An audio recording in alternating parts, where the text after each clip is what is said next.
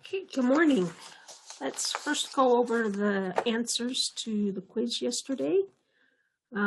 Most of you did quite well on everything but the calculations. The grades were higher in general, but still a lot of issues with the calculations that we'll talk about. Okay, so here are the answers again. Your quiz would have been in a different order and the answers are in a different order. So you need to pay attention to the correct answer and not just C or B. Okay, so quantity that's measured in potentiometry, that's potential with no or very little current flow. The glass pH membrane electrode, the thing that you measure that's related to concentration of what you're measuring. In this case, hydrogen ion is the boundary potential. True, false, 3 electrode cells used in electrochemistry to ensure that the redox reaction is reversible. That's absolutely false.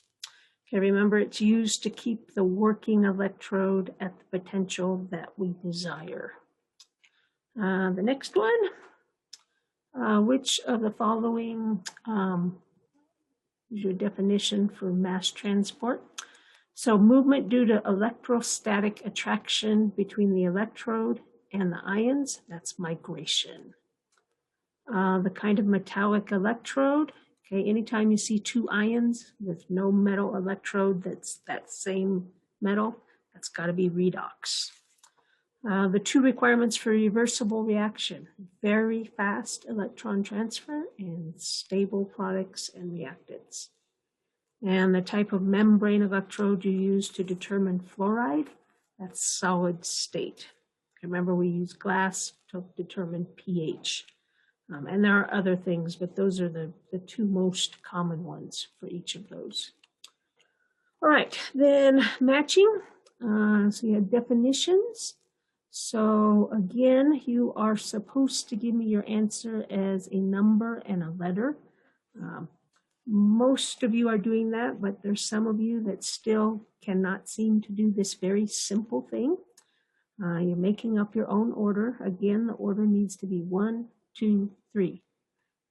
So you should have 1E, 2C, 3B. The 2 most commonly used reference electrodes, those are the SCE, saturated calomel electrode, silver chloride.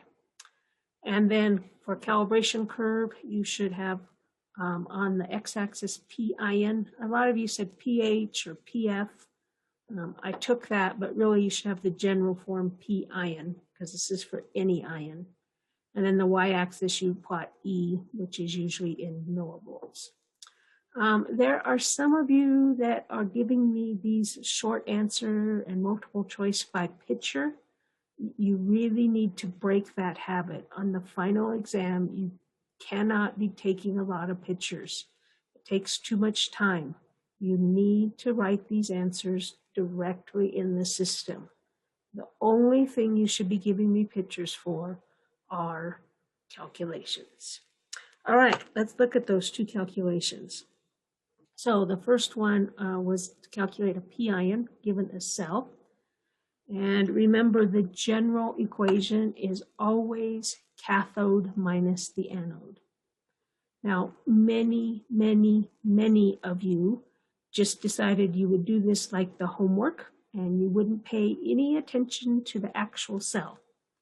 And that costs you. So you have to look at this cell diagram and say, which is the cathode, which is the anode? Okay, remember, anode is always on the left, cathode is on the right. Okay, so the cathode reaction has to do with this mercury sulfate reaction, and the anode is the SCE. So the general form is going to be E cell is equal to the E of the cathode, so the E of this mercury sulfate. So that's its E0 minus 0.0592 over 2 log of the sulfate. Remember, products over reactants. And then minus SCE. So then you just put in the numbers that they gave you. This is E cell, and they gave you this. And then you have to solve this.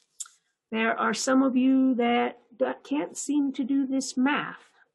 And so again, I'm going to show you, the first thing you have to do is get everything over here. The 6.15 needs to come to this side. The 0.244 needs to come to this side. Okay, so you should be doing this math to get 0.047.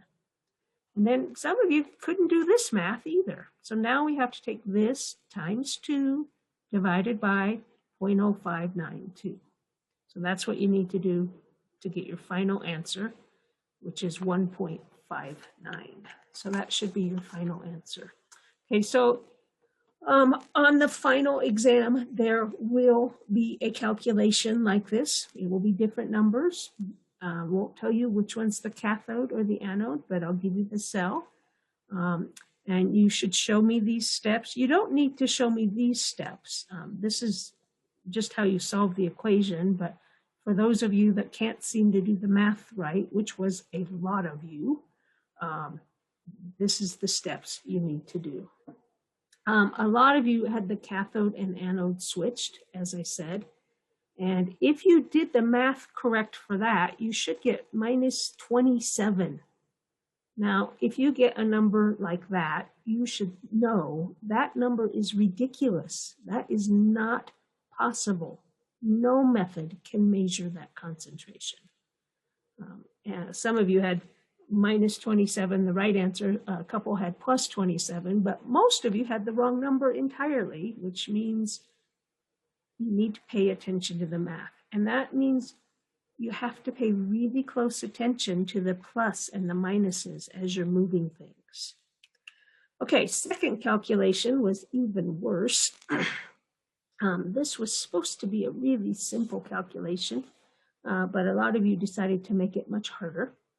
So they're just asking, what cathode potential do we need to reduce the concentration down to 10 to the minus 6? Okay, this is based on this reaction, the reduction of cobalt going to cobalt solid. And they tell us E0 minus 0.28. It's behind my picture there. So this is a simple Nernst equation based on this reaction where cobalt solid is the products and cobalt 2 is the reactants. Okay, so this is what that's going to look like. The E0 is going to be minus 0.28. Now, a lot of you looked at this initial concentration up here, and you said, oh, that's the concentration of the cobalt solid. No, it is not. That is the concentration of cobalt 2 at the beginning. Okay, and then they're asking about in the end. So if I ask you what E do you need to start this, then we put in 0.25.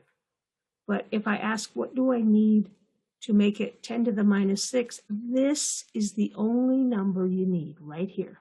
It does not matter what the initial concentration is. All you need is that final cobalt 2.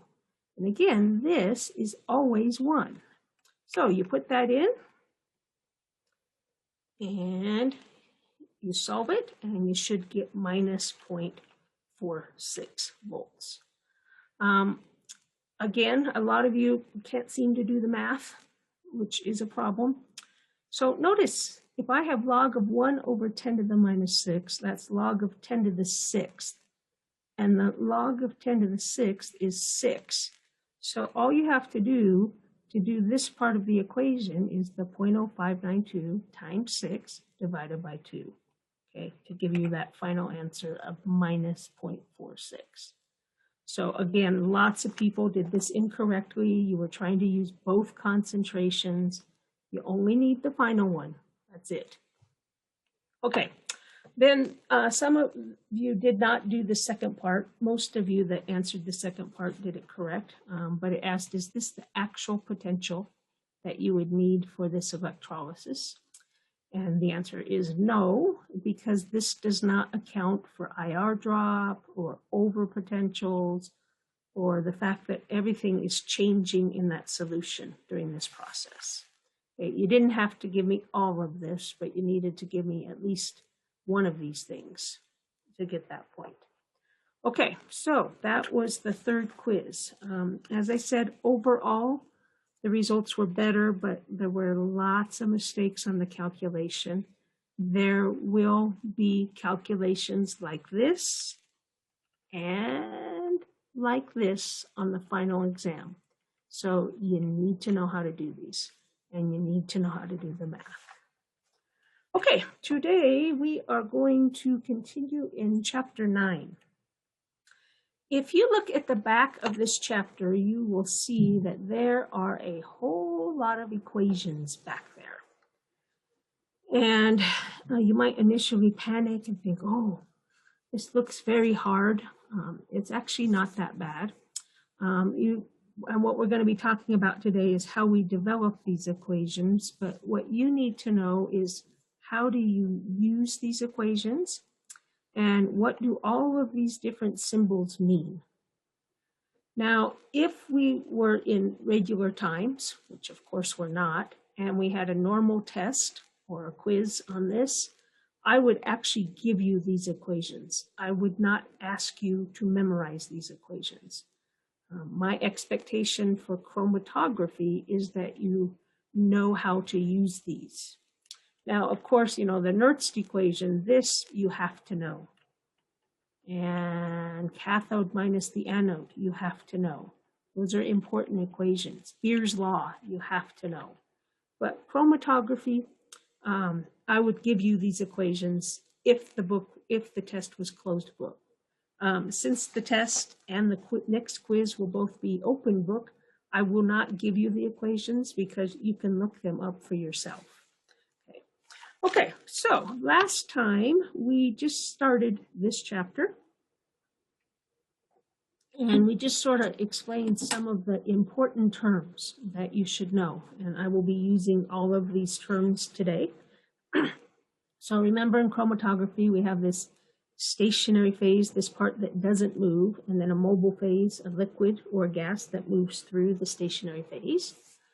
We talk about elution. That's the process of adding mobile phase to flush my sample through the column. Elute is a verb that means to come out. Retain means to hold back. We talked about the migration rate. This is how fast something goes down the column. And zone broadening, this is how wide your peaks are. And then resolution, how well peaks are separated.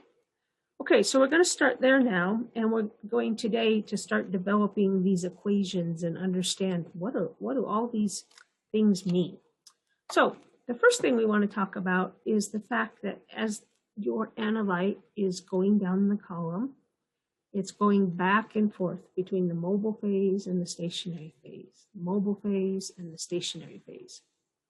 So this is a kind of equilibrium, and that is called partitioning. And since it's in equilibrium, we can write an equilibrium constant for it, okay, where we use the symbol big K. And notice that's the concentration in the stationary phase divided by this concentration in the mobile phase. Okay, now one thing about chromatography is it's an older science. It's been around for a long time. So there are many terms that have more than one name and more than one symbol. Today, the new name that we call this K, this equilibrium constant, is distribution constant.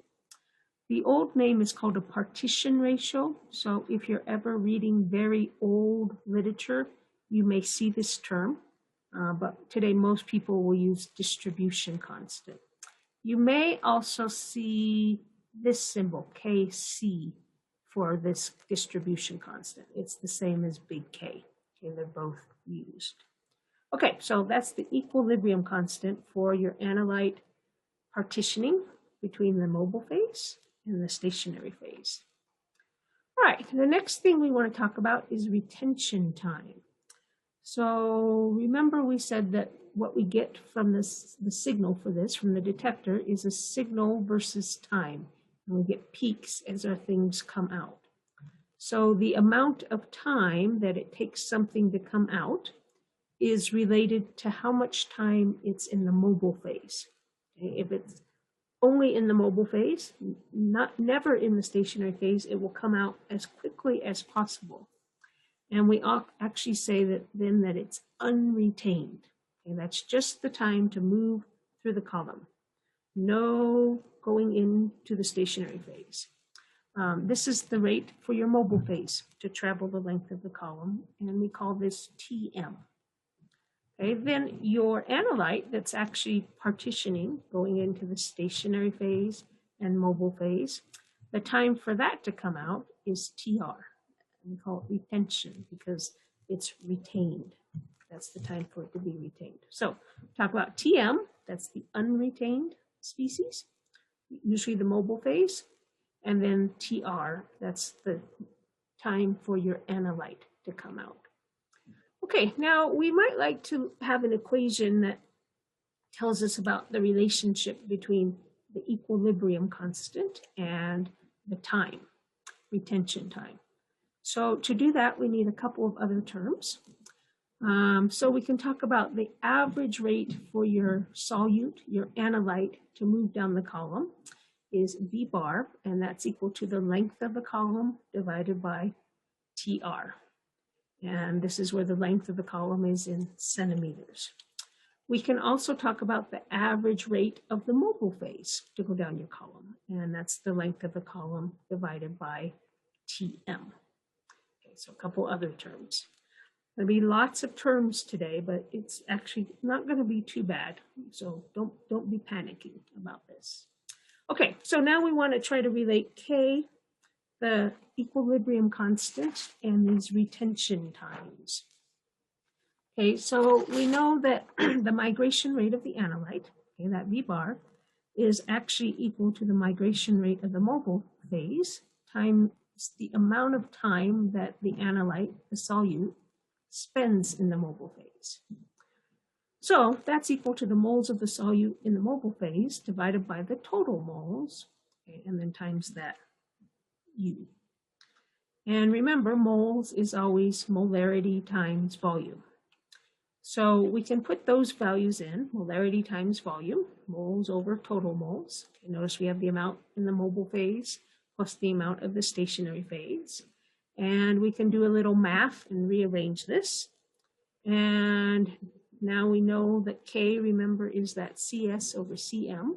So we can put that in, and we get this equation. So this tells me about the migration rate of my analyte and how it's related to the equilibrium constant. And notice I'll need to measure the volume of my mobile phase and the volume of my stationary phase. And you can do this when you're preparing the column. But the truth is, this equation is not very useful. If I was making you memorize equations, this is not an important equation.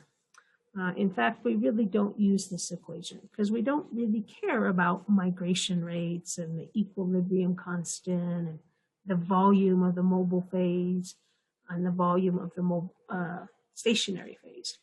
Okay, what we care about, those things that we get from that chromatogram, remember, we get, that little peak TM and TR. So I really would rather talk about things in terms of retention time and not these things. Okay, so to do that, we have to develop a new factor. And this is something called a retention factor. Its old name was capacity factor. And this is going to be a more useful way to talk about migration rates. So we'll start with that same equation that I just developed. And now we're going to define this new thing, this retention factor. Okay, that's going to be little k. And sometimes you will also see just small k with no prime to represent this. So this retention factor, we're going to define, its definition is this equilibrium constant and then Vs divided by Vm. So notice I can put that into there and get this equation. And now I want to try to bring the time into this. So I go back to the definitions of how the migration rates are related to these retention times.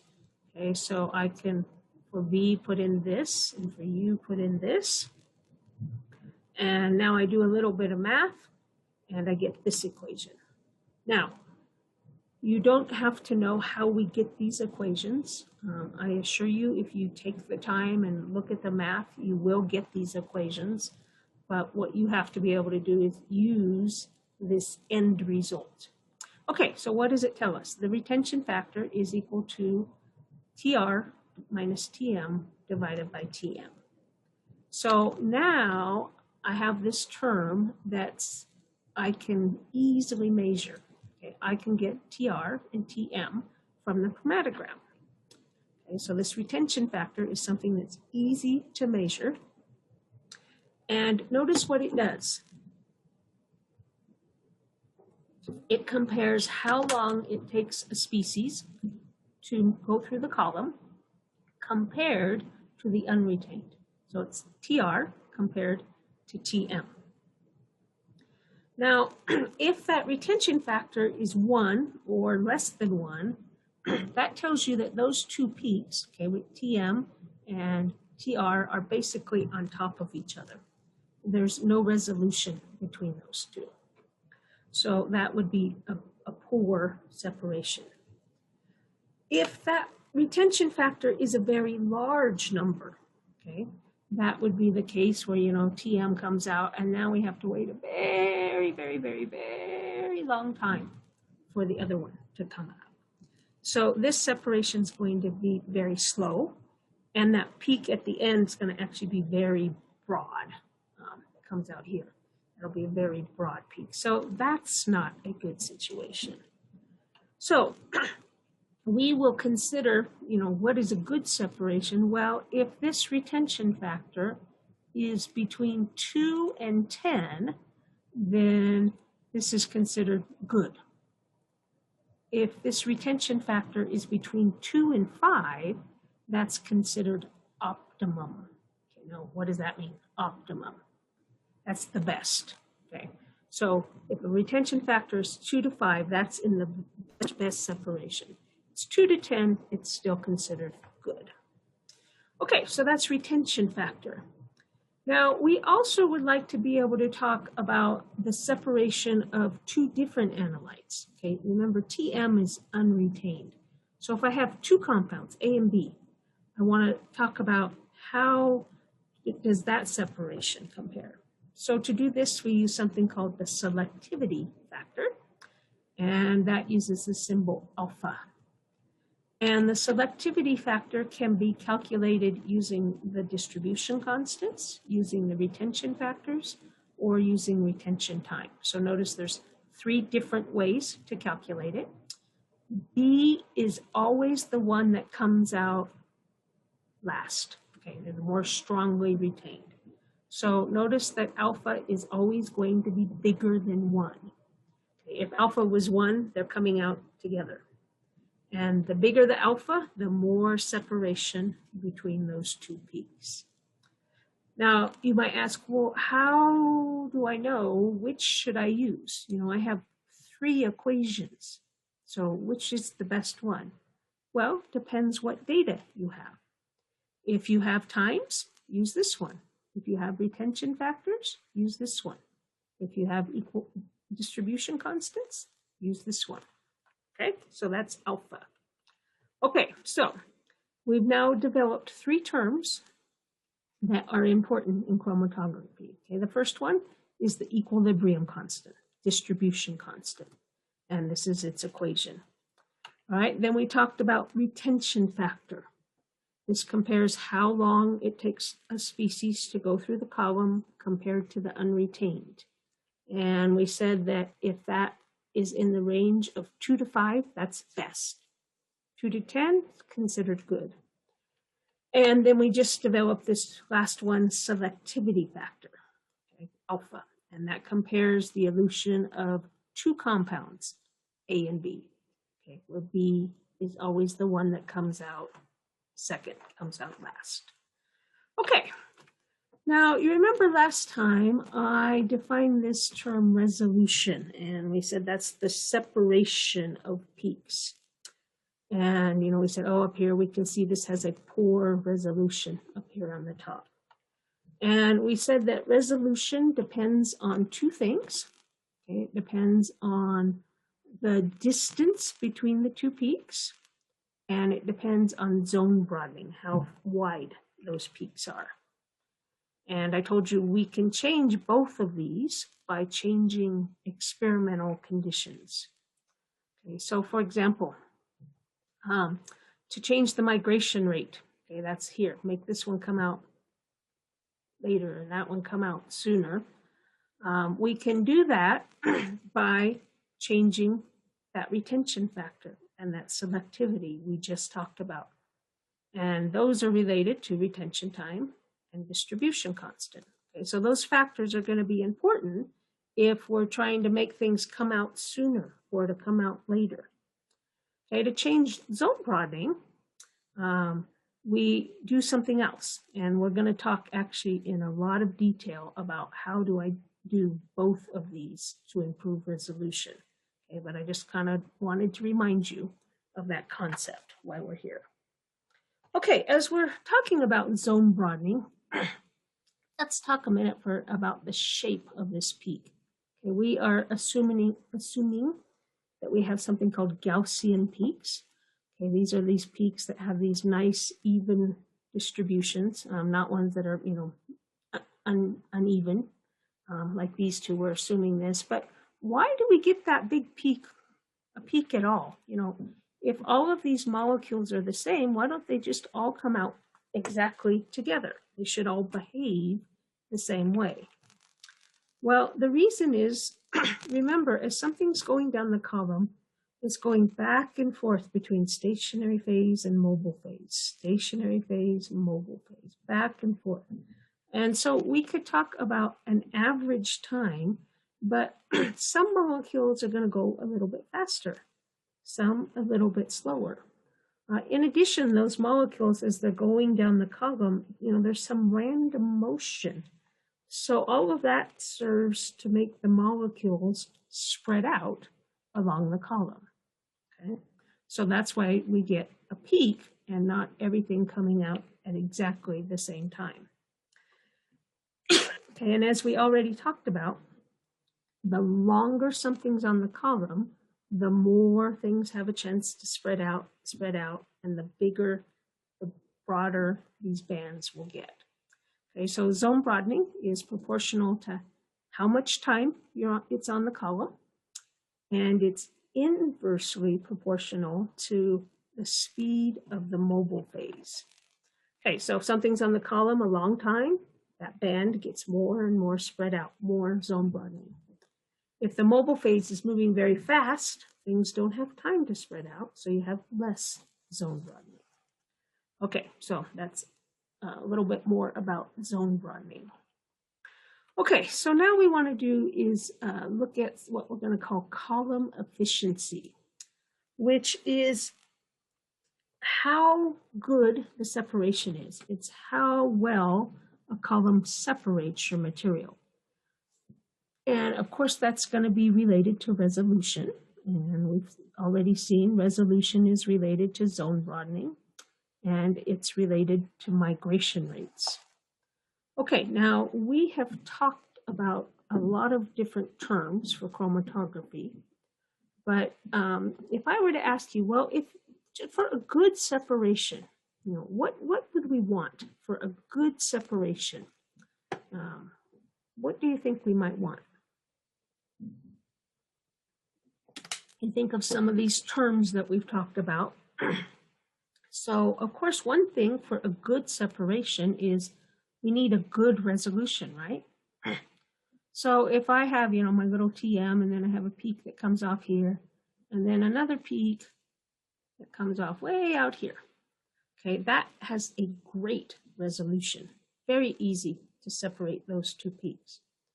But would we consider that good? Well, no, we have to wait a long time for this peak out here, and it's very broad, so that's not good.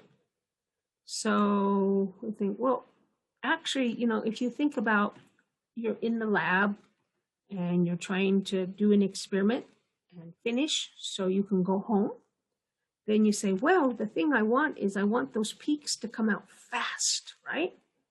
So We have our little TM, and then the first peak, and then the second peak. Everything comes out on top of each other. So things came out fast, but is that a good separation? No. So you can see there's actually going to be some kind of back and forth between what we want. And really, at the end of the day, what you want is a good resolution in a short time. Okay, and you can't have, a really short time and a good resolution. There's always a balance between those two. But ultimately, what you want for your peaks, you want TM to come out, and then you want the next peak and the next one. We want a good resolution in a short time. So that's kind of the goal we're working towards as we start talking about more of this theory. We're trying to get good resolution, short time. Okay, so there are a couple theories that help us describe the efficiency of a column. One of them is called the plate theory. This is an old theory, and it is wrong, but we use the terms from it. So that's why we're going to talk about it, because we need to understand the terms. The other theory is a newer theory called a rate theory. And this is actually the theory that we can use to describe broadening of the peaks. Okay, so let's look at the plate theory first. It actually comes from the distillation columns that are used in industrial processes. Some of you chemical engineering students maybe have talked about these. And they have these plates in them where, as something being turned into a gas phase, you get an equilibrium at each of these plates. Okay, so they decided to take this idea of plates and apply it to a column. So they said, let's take our column and let's imagine that we have divided it up into a bunch of these little plates. And we can think of these plates as being a process where there's an equilibrium between the sample in the mobile phase and the sample in the stationary phase at each plate. Now, the problem is this is a continuous process. We're constantly adding new mobile phase, so you never actually get equilibrium. Okay. All right, so they divided the column up into these different plates, and they called them theoretical plates, okay, and gave them the symbol N. So N is the number of these theoretical plates. So if we could just count them, 1, 2, 3, 4, 5, the number of these plates. Often there can be thousands or 100,000 of these plates. There's lots of these plates, and they're theoretical. They're not real, but they're in our mind. Today, they more likely call them just plate count, okay? But the symbol is N, and it's just the number of these plates. All right, so what the theory says is the more plates that you have, the better the separation, the more efficient the column, okay? So in addition to the number of plates, they can also talk about the length of the column using the symbol L. And then they talk about something called H. Okay, H is called the plate height. Its old name is this very long height equivalent to a theoretical plate, but now we just call it the plate height. So that's how big that little plate is. So the relationship between all of these is the number of plates is equal to L divided by the plate height. All right, now what this theory says that a column will be more efficient, the separation will be better if N is big and H is small. Okay, so according to this theory, we want N to be big, N should increase, and H should be small. Then we will have a good separation. Okay, but remember, these plates are not real. They're just something we're thinking in our mind. We don't actually have an equilibrium. Okay, so this theory doesn't actually really work because we can never get equilibrium when you constantly have mobile phase going through this column. Okay, but we still use these terms, okay, this plate height and plate count. We use them in the other theory, the rate theory. Okay, now before we look at the rate theory, how do we actually measure H and N? Well, we can get them from the chromatogram. So if you take your chromatogram and you have this Gaussian peak, we can measure the standard deviation. And by definition, H, the plate height, is equal to what's called the variance, the standard deviation squared, divided by L. Okay, now you can actually measure this directly from the chromatogram. So when you get your peak from the chromatogram, you can drop this perpendicular and you can measure the width of this peak. We use the symbol W. And so N is equal to the retention time divided by W squared times 16. Sometimes instead of using W, they use 1/2. They use half of that width. And then this is the equation that is used for that. Okay, so that's how we can calculate N. We can actually get it from the chromatogram because we know TR and we can measure W.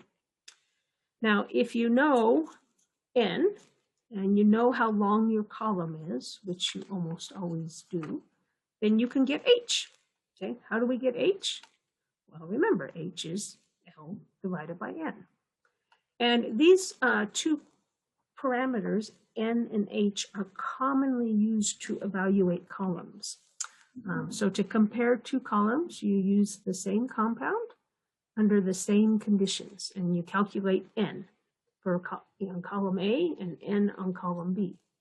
And remember, we want N to be big and H to be small. Okay, so that's the plate theory. This idea of a plate height and a plate count. And this theory tells us the bigger N is better and a smaller H is better. Okay, that means we're going to have a better separation, a more efficient column. Okay, and as I said, this theory is wrong, but this is actually correct. So this will always be true. We want N to be big and H to be small. But remember, what's our final goal for our separation? Final goal, good resolution, short time. Okay, so the other theory is called the rate theory. And this depends on how fast things move down the column. Mass transport, a little bit different than electrochemistry. Okay, here we're just talking about it moving down the column. And this rate theory, we can control how fast things move down the column by adjusting some of the experimental variables. Okay, well, what can we adjust? Well, this table in your book shows you some things we can adjust. And notice these are all things that are going to affect peak width. Okay, so things like the flow rate, and we've already talked about how the flow rate affects the peak width.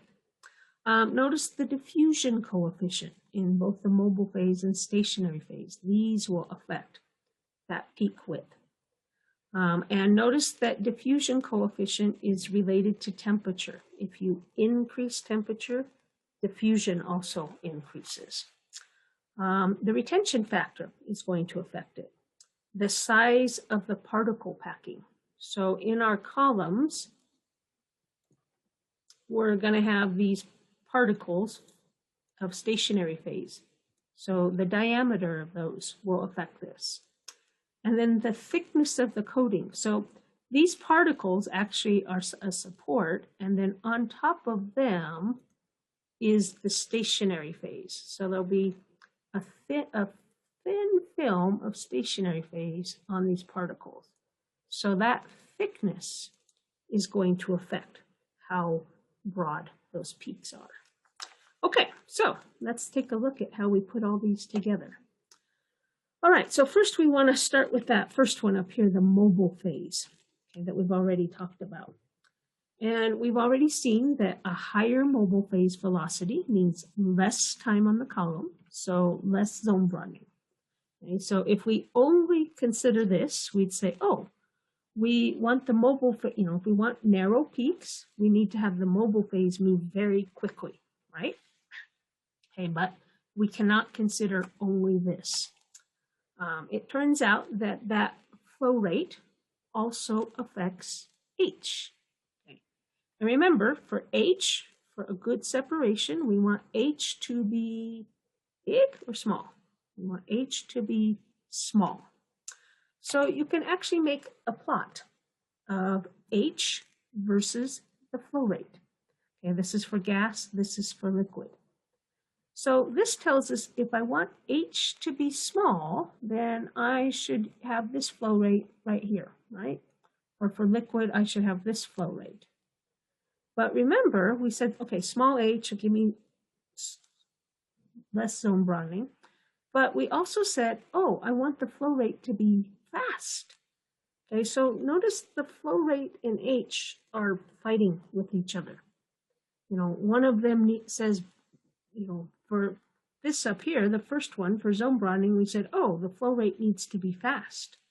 But for H to be small, the flow rate needs to be lower. And we're going to see that. Just like we said, for a good separation, we want good resolution, short time. Those two fight each other. Okay, same thing here. This flow rate and this H fight each other. Okay, so there have been a lot of models to try to take all of those different things from that table, the diffusion coefficients and the particle size, the film thickness, and the flow rate, and to put them all together. And one of the best ones is an old one that is still one of the best ones. It's called the Van Deemter equation. And it tells me H is equal to A plus B over U plus CU. Okay, so notice it has three terms, and we'll talk about each of these terms that are going to tell me how is H related to these different factors. Now remember, I want H to be small. Okay, so if we go back to that Van Deemter plot, okay, we said, this is the main curve that we have here. Okay, oh, wrong. Okay, there we go. This is the main curve here. And now they're showing you the contributions from each of these parts. So notice the A term. It doesn't matter what the flow rate is. It's always the same. It's independent of flow rate. And then notice the B term. This one, notice, is inversely proportional. Okay, this B term is small at fast flow rates. And then the C term is directly proportional. That's this term. So the C term is small at low flow rates. So now you're seeing, that fighting, the B and C term, they want different flow rates. Okay, so let's understand each of these terms after the break. We'll take a break here and then come back after the break and continue this. So 5 minutes.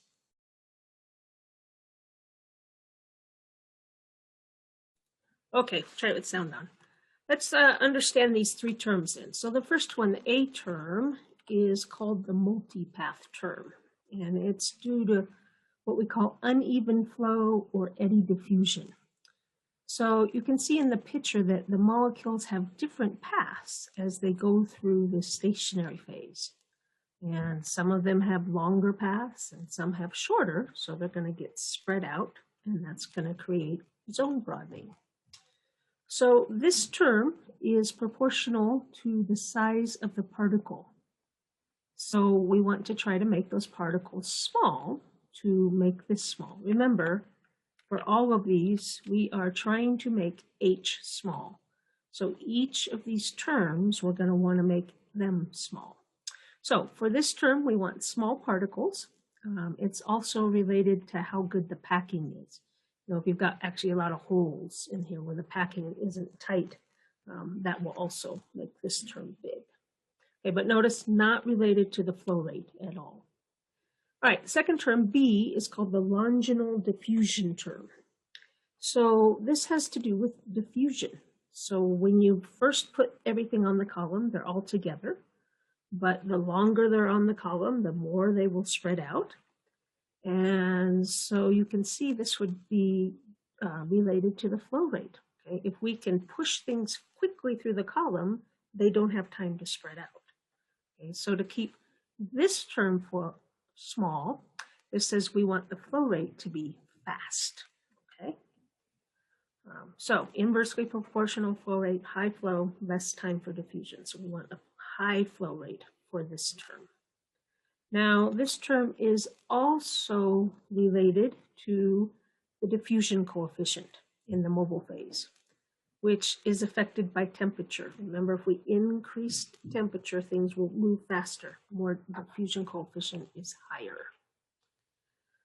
In liquids, this is not as big of an effect. In GC, diffusion is a big effect. Gases move quickly. Liquids are much slower. Okay, so this term, to keep it small, we want to try to keep this diffusion coefficient small. Okay, so this term tells us we want a high flow rate and a small diffusion coefficient. All right, the third term is the mass transfer. So this has to do with your equilibrium, your analyte going into the stationary phase and mobile phase, and stationary phase and mobile phase. And remember, we don't really have equilibrium, but we can think of it like that. And there's actually two parts to this term. So notice that there is the rate to get into the stationary phase, to adsorb, and then a rate to come off. And notice that both of these are proportional to the retention factor. Okay, the stationary phase, this is proportional to dF. Okay, remember that's that film thickness. So that's telling me to keep this term small. I need that thickness to be small. Related to particle size squared. So again, I want small particle sizes. And then notice they are inversely proportional to the D's, the diffusion coefficients. So that means for these, I want diffusion to be big in order to keep this term small. Okay, and then what about flow rate?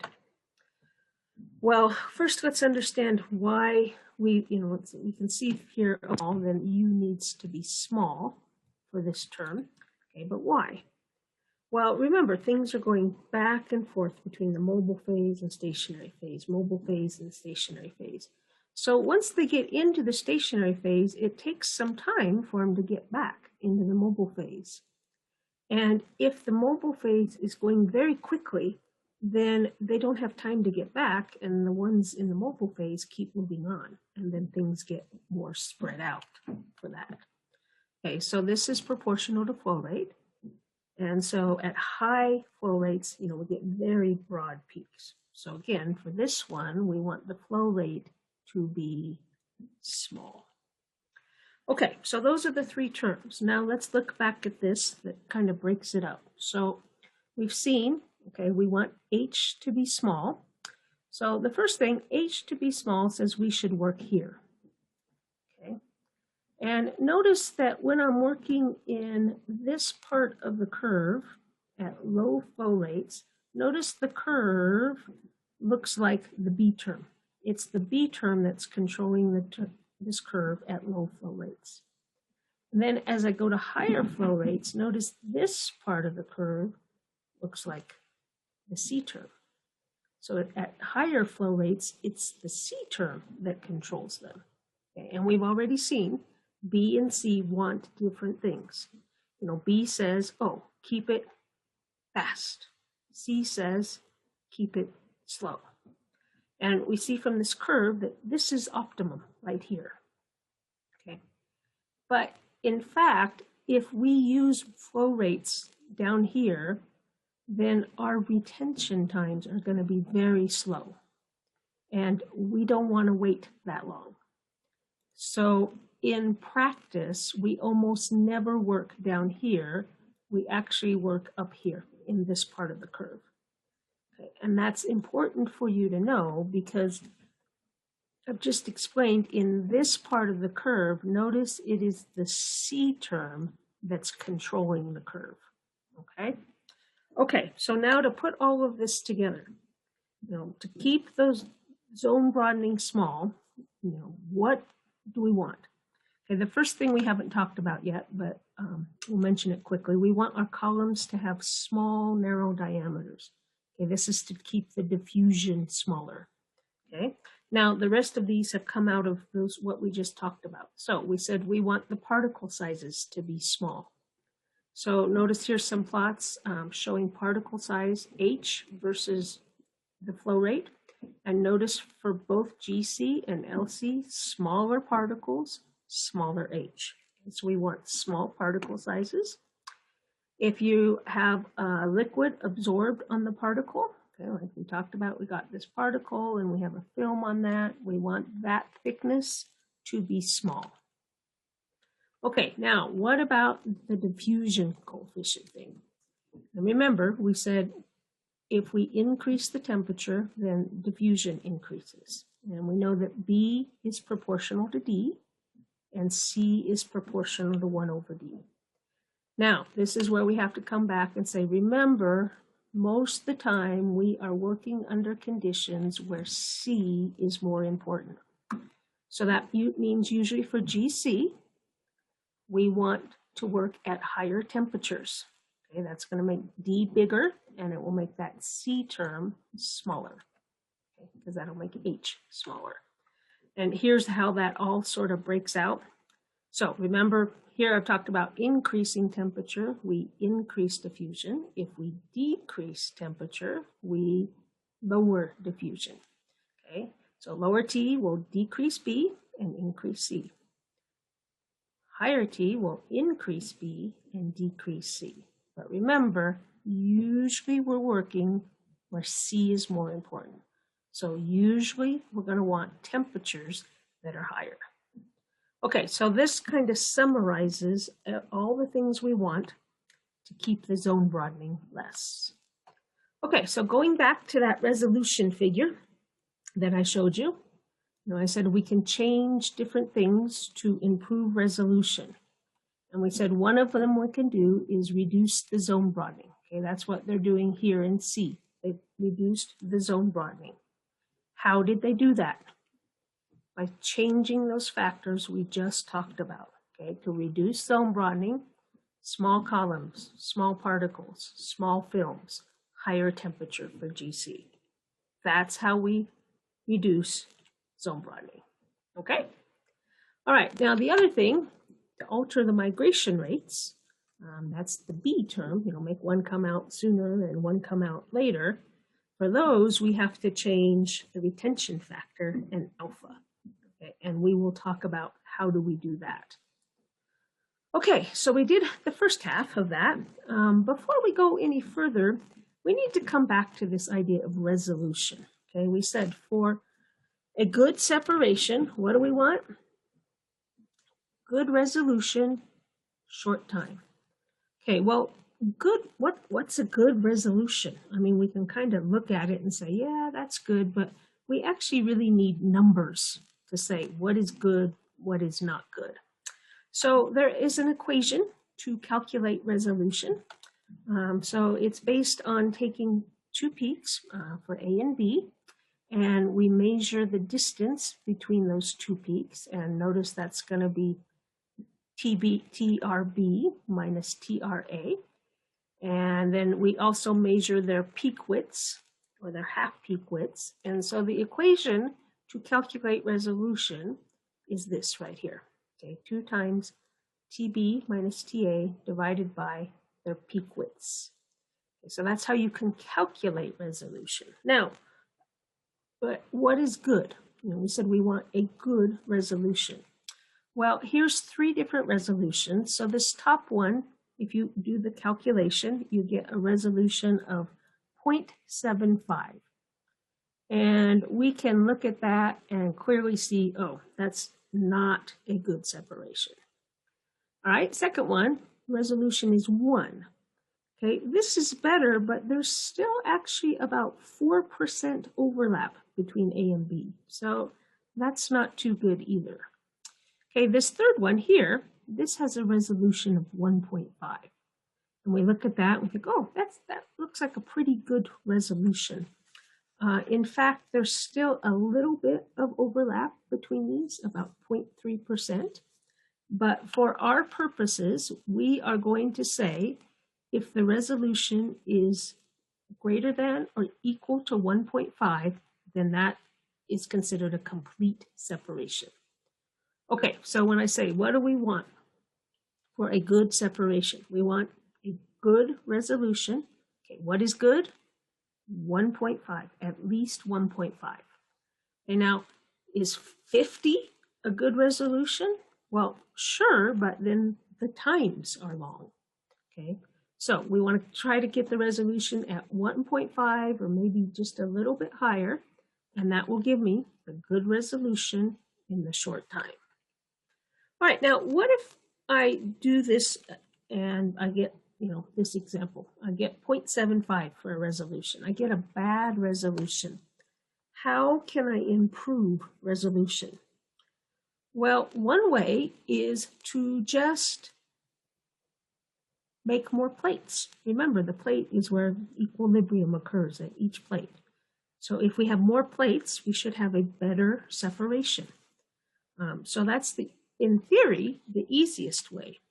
Okay. However, to make more plates, that means you have to make the column longer to put in more plates. I have that first column, and it's got those plates in it, and it didn't give me a good separation. So I need more plates. So now I have to make the column longer to add more plates. Okay.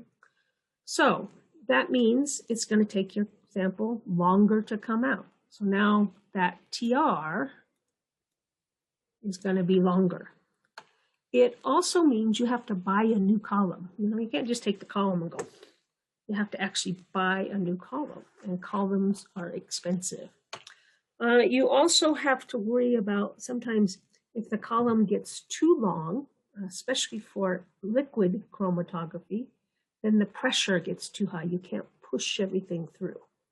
Okay, so in theory, we can say, oh, just add more plates, but in practice, that's actually not the best way to increase resolution.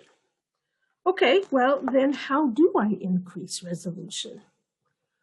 Well, to consider that, we actually need some more equations. So what we need now is we actually kind of need to know, well, how is N and selectivity and retention factor and resolution, how are those all related? Okay, so we can start with the resolution equation that we just developed. And we can say, let's say that both of these have peak widths that are about the same, just to make it easier. Okay, so we're going to just make this W. So then that resolution equation gets simpler. Okay, and now we want to add in these different variables. So we know that this is what N is. Okay, so we're going to solve this for W and plug that in. And now I have resolution and N together. Okay, now next I would like to put in the retention time. So I'm going to solve this for TR and plug that into there, and you get this. And then finally, I'd like to add selectivity. So I solve this for this, and plug that in there, and solve that, and you get this. Okay, now, by the way, if you sit down and do all this math, you will get this equation. I did it. Been a few years ago, but it works. Now, you don't have to know all of these steps. And remember, you don't even have to remember this equation. This one is quite big, lots of stuff in it.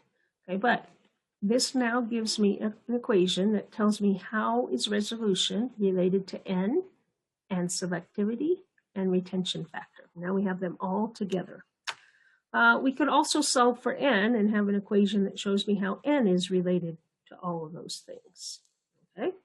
Now, before we use this, we might also like an equation that relates resolution and retention time with these variables. Okay, so remember, we want a good resolution, at least 1.5, in the shortest possible time. Okay, now, how many times have I said that today, a lot. So you should be going, oh, that's maybe important. What do we want for a good separation?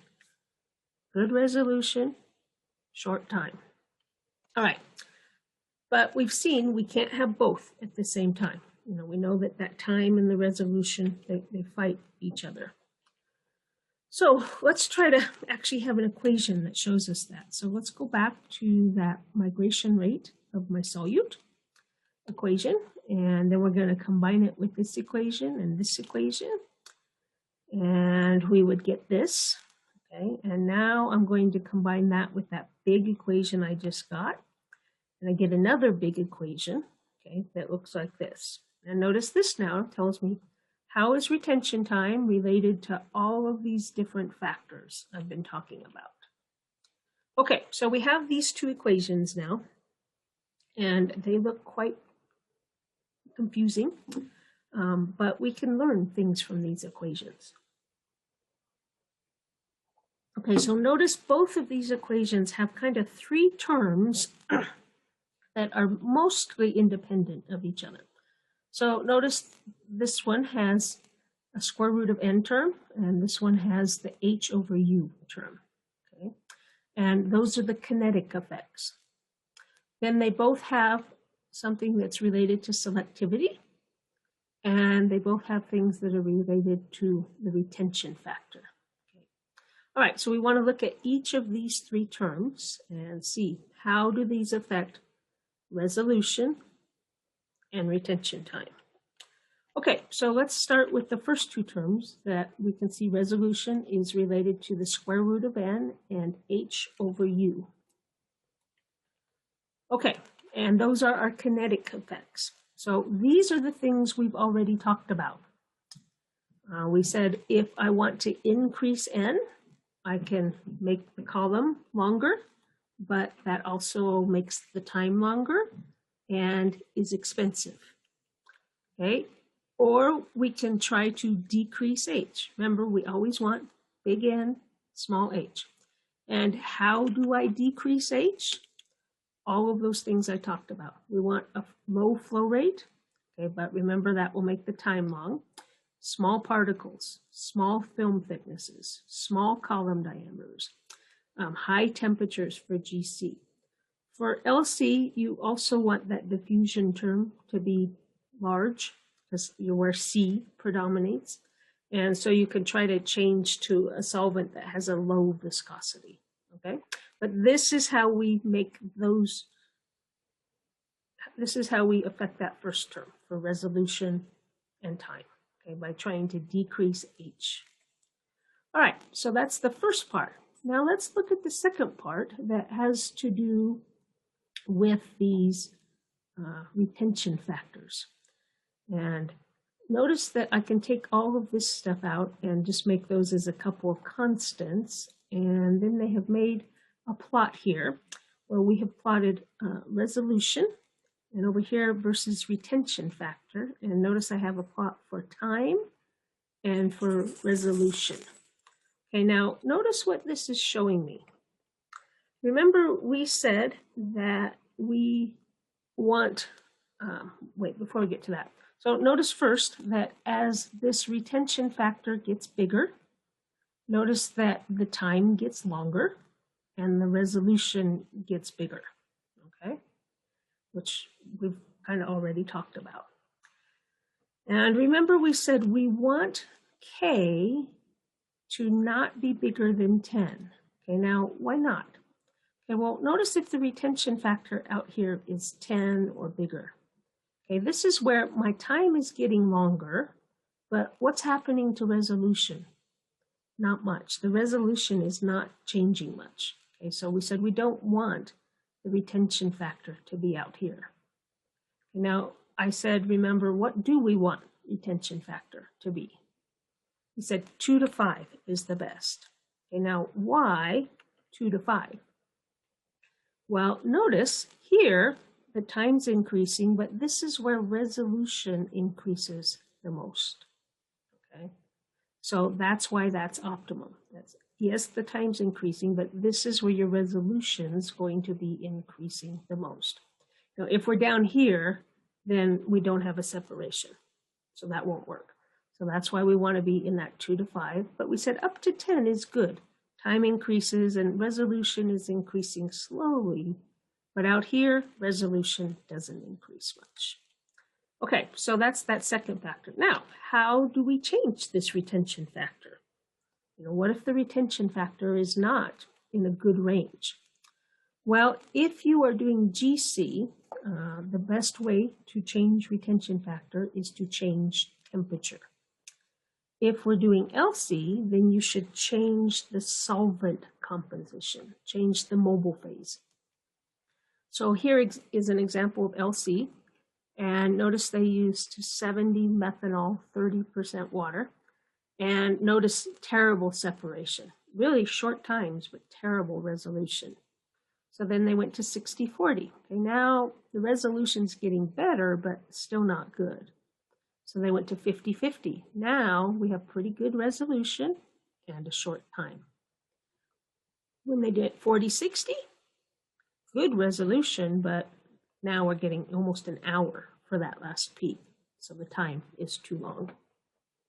Okay, so simply by changing the mobile phase composition, we're changing that retention factor. And notice we can get the resolution and time both kind of in the optimal conditions. Okay, so that was the second one. Now, what about selectivity? Okay, so this one here, always my bar gets on top of the equations. Okay, so selectivity is here for the resolution. So we can see resolution depends on selectivity. And remember that selectivity, we want it to be bigger than 1. If the selectivity is 1, that means those two peaks are on top of each other. And now if the selectivity is not good, what can we do? Okay, well, we want to try to keep that retention factor. We want to keep the K in the 2 to 10 range. And then what we do is the first thing we try is a different solvent composition. Or in GC, you try changing the temperature. Then you can try changing the stationary phase, okay, but that means buying a new column. And then there are some special chemical effects you can try to use to improve alpha as well. So the most common is to change the solvent composition. Now, this is a little bit different than this one. Here, they're using the same solvent, just different proportions. Methanol water, but changing the proportions. To change alpha, usually what you do is actually use water and something else, acetylnitrile or THF. Okay, so you actually try different solvent if you need to try to improve the selectivity. Okay, now one of the things you often run into is that it's very hard to get the right conditions for everything. So notice they've got these 6 peaks, and here we have 1 and 2 out, pretty good time, very good resolution, but these very long times, getting very broad. So they changed the conditions. Now, no resolution here, good resolution, good time. So they changed the conditions again, and now bad resolution. These are good. These are too long. So notice that we can't get them all out with optimal Ks using one set of conditions. Okay, this is called the general elution problem. So the solution to this is to change K in the middle of the run. Okay, so what we're going to do is first we're going to use these conditions and get these out. Then we'll change to this condition and get these out. And then we'll change to this condition and get these out. So in HPLC, to do that, you do something called gradient elution. And in GC, you do what's called temperature programming. So what that means is you start at one solvent or one temperature, and then you get out those peaks, and then you change it, and then get out the next peaks, and then change it, and get out the next peak. Okay. And you can either do this gradually in steps or in gradients. So as I already explained, we get out A and then C and then B. So now we get all 6 peaks out in good resolution, short time. Okay. So to do that again with LC, that's called gradient elution. And with GC, that's called temperature programming. Okay, so I've given you a lot of equations today and a lot of terms. There is a couple of tables in your books that has all these equations. So if you forget, what's N or what's R, how is they related, those equations will, those tables will put everything together for you. All right, now, the important thing with these equations is that you know how to use them. So we're going to look at this example that is in your book of how you would actually use these equations to calculate things. So notice I have 2 substances, and they give you the retention times, and they tell you the length of the column. Then they tell you the time for the unretained species, and they give you the peak widths, and then they want to know a whole bunch of stuff, the resolution, the average plate heights, the average number of plates, the plate height. They want to know what length of column would we need to have a resolution of 1.5, and how long would it take B to come off on that column. Okay, so for this kind of problem, the first thing you need to do is to write down all the data, the information they've given us. So notice we have the 2 retention times and the peak widths, and then TM and the length. Okay. Now from here, you just have to be able to choose the right equation and do the math. So we're going to go through this example, and then you're going to have a homework problem to practice using these. We are actually going to have another quiz just on this chapter, and you will have calculations like this. You will also have calculations like this on the final exam. Okay, so you have to know how to use these equations. All right, so first one, they ask me to calculate the column resolution.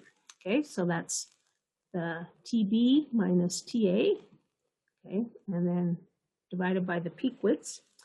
This is the definition, so this is the equation you need to use. So you just need to put in the numbers and do the math, and we get a resolution of 1.06. Okay, now, is this a good resolution? No, remember, a good resolution has to be at least 1.5. Okay, then B wants to know the average plate height. So now we need to calculate plate height. And plate height is different for each compound. So you have to calculate the plate height for A, and you have to calculate the plate height for B, and then you have to calculate the average. Okay, and by the way, when I'm doing these, it's very easy to look at this and go, oh yes, that's easy, but you need to make sure that you can do this math. You should get your calculator later and make sure you get these numbers. I mentioned earlier in the class today, a lot of you have trouble doing the math for these equations, so you need to make sure you can do this math. And then you can practice it again in your homework. Okay, so we calculated the average. Then it wants to know the plate height. Okay, plate height is H. Notice it doesn't say calculate H and N. It gives you the name. You have to know what all of these are. Resolution is R. Plates, number of plates, N. Plate height, H. So H is L divided by N. So that's 8.7 times 10 to the minus 3 centimeters. Notice H always has units, and usually the units are the same as the column length. Okay, in this case, centimeters. Okay, so that's a C. All right, now D gets a little bit harder. So D wants to know what length of column do I need to have a resolution of 1.5. So remember, we said the point 1.06 was not good, but we want 1.5. And we said one way to improve resolution is get a longer column.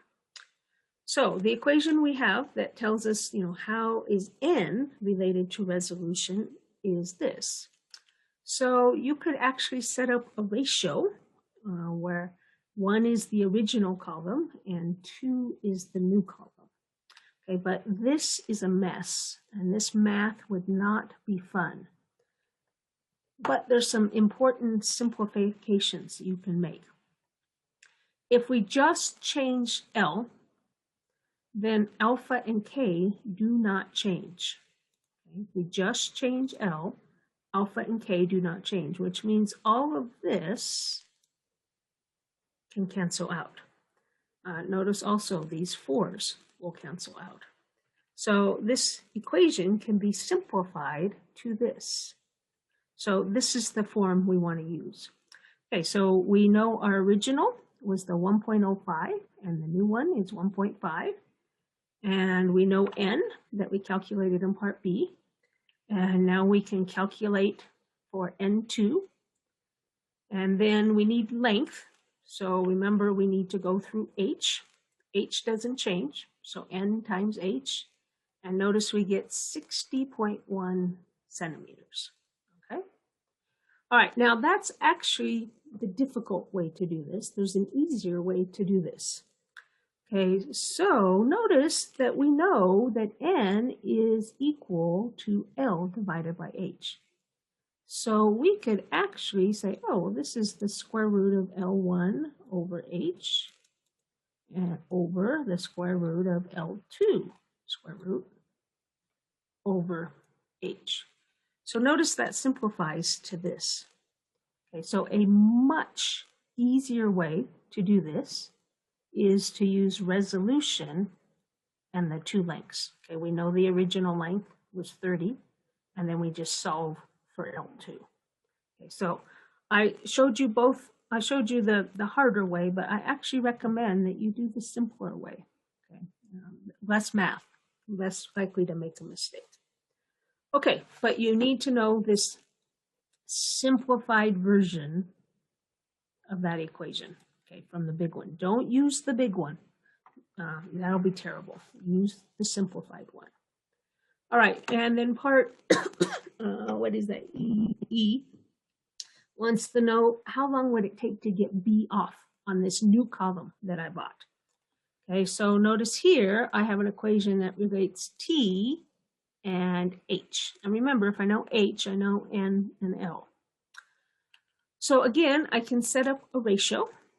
And I can say, I know that alpha and K and the flow rate and H are all going to be the same. Okay, so we actually know the resolutions from what we just did, and they're asking me to find time. So notice this one simplifies to this nice little equation. Okay. T1 over T2 is R1 squared over R2. So this was the original time, and we want to know the new time, and then the original resolution and the new resolution. So we solve for TR, and we get 35.3 minutes. Okay, so notice, longer column, longer time. And again, you're going to practice these in the homework, but I, again, recommend that first you make sure you can do this math. These, because you've got some square roots here, and we have squares here, you need to make sure that you can do that math. It's very easy to look at this and do it. It's also very easy to get the answers from last year and copy them and turn in a perfect paper, and then you will not do well on the quiz. That's actually exactly what happened to many of you on the quiz yesterday. You all did that calculation perfectly on your homework last week, and then suddenly on the quiz you can't do that simple math. It's because you're copying the answers, and that doesn't help you. So you really need to do this yourself and make sure you can do it and not just copy answers from last year. Okay, so those are the calculations for that. Finally, in the last few minutes, we just want to wrap up some of the applications of chromatography.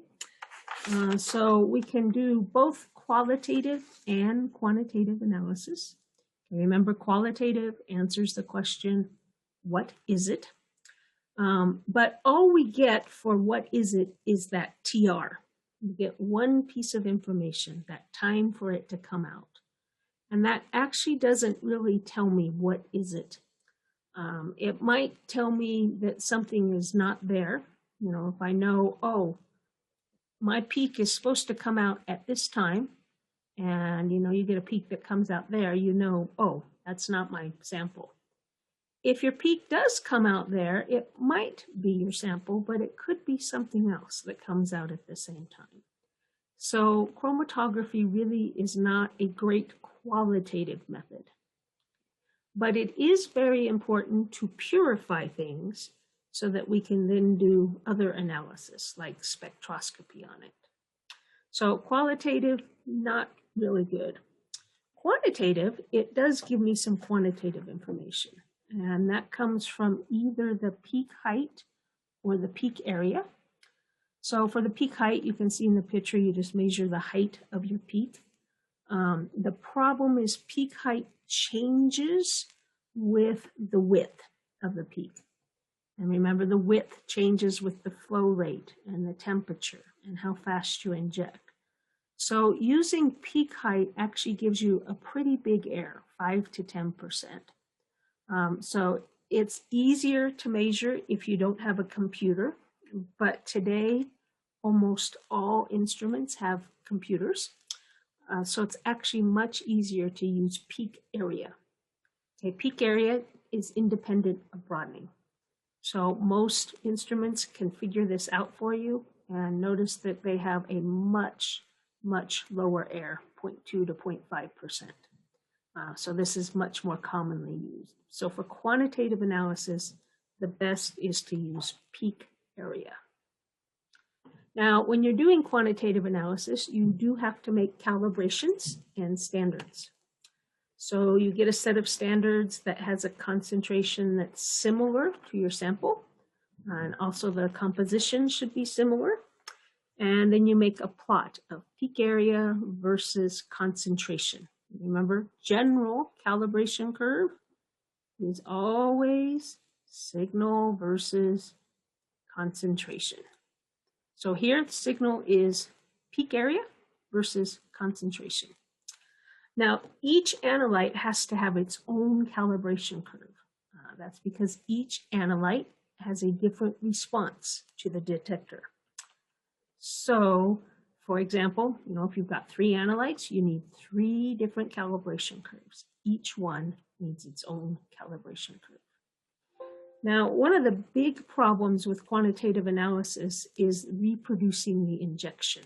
You guys did GC in the lab, and you know, you have this little syringe, and it's very hard to get exactly the same amount in every time. And if you get a different amount, you're going to get, you know, higher signal or a lower signal. This is much bigger problem in GC because those injection volumes are really small. So a couple of ways that you can deal with this problem. One is our old friend, the internal standard.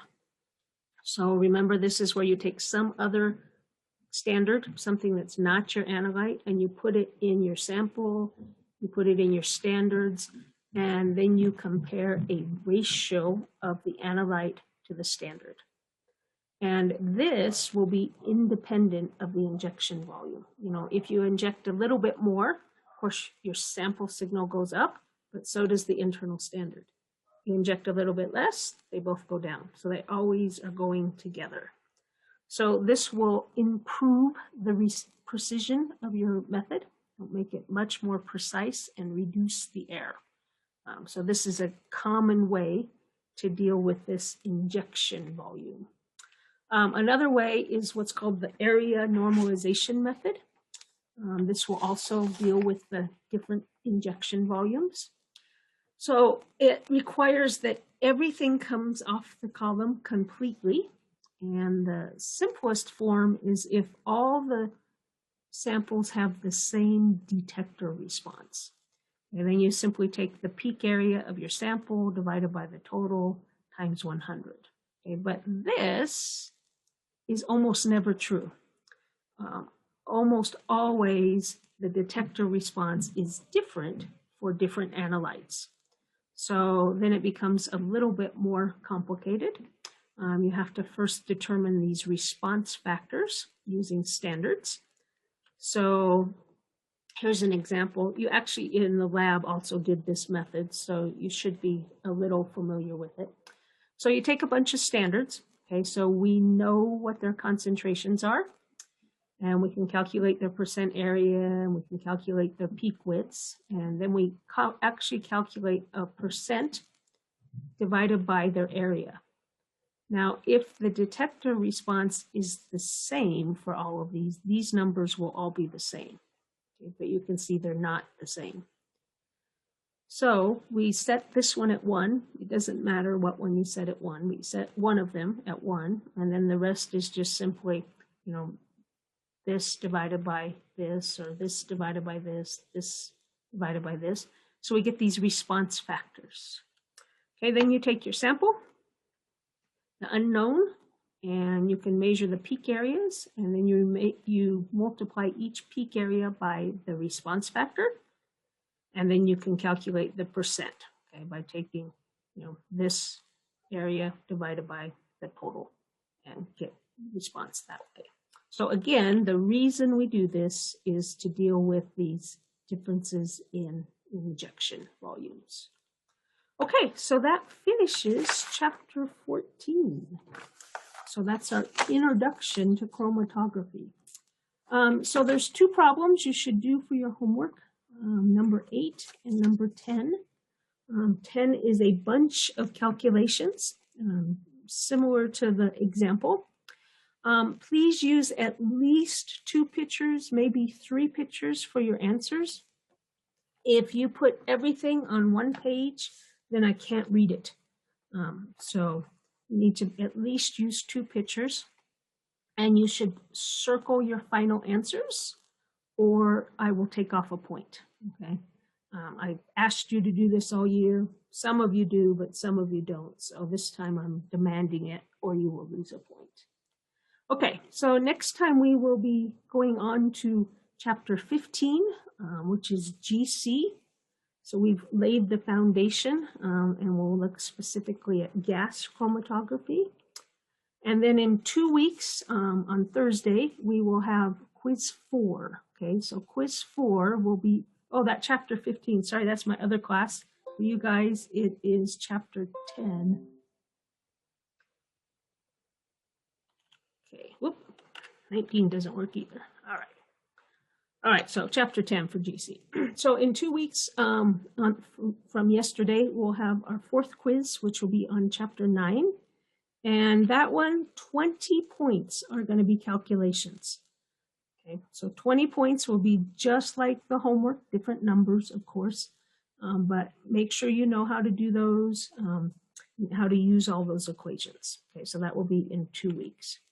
And for this quiz, because it will be our last, well, we'll have another quiz, but that one's special.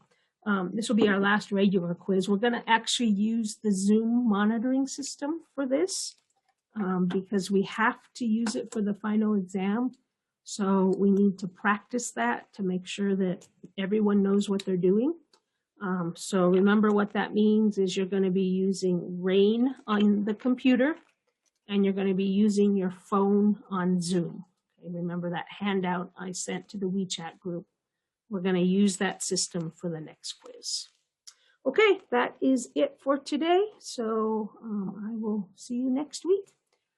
As usual, I will stay around if there's any questions. Okay, I turned off the recording for those watching by video, so I'll just mention the final has been set for January 7th at 2 p.m.